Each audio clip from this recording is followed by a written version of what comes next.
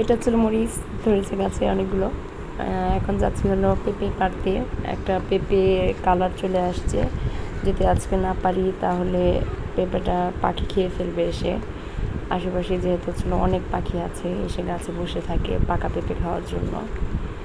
এই তো বিশাল একটা পেঁপে পেকে আছে, কালার হয়ে আসছে। যদিও এটা একদিন ঘরে রেখে দিব, আজকে নিয়ে রেখে দিব, কালকে কেটে এটা হচ্ছে ওটা ফায়াতকে দিব, আমি খাবো, ওর দাদি খাবে, ওর বড় মা খাবে, সবাই মিলেই আর কি খাবো।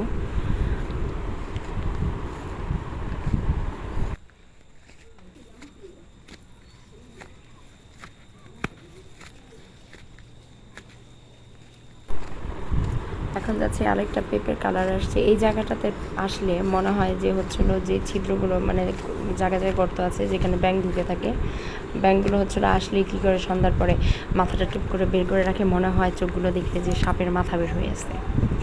এখানেও একটা পেঁপে কালার চলে আসছে, এই জন্য হচ্ছিলো এটাও ছিঁড়ে নিলাম। এটা হয়তো বা 2 দিন পর খাওয়া যাবে, খাওয়ার উপযোগী হবে।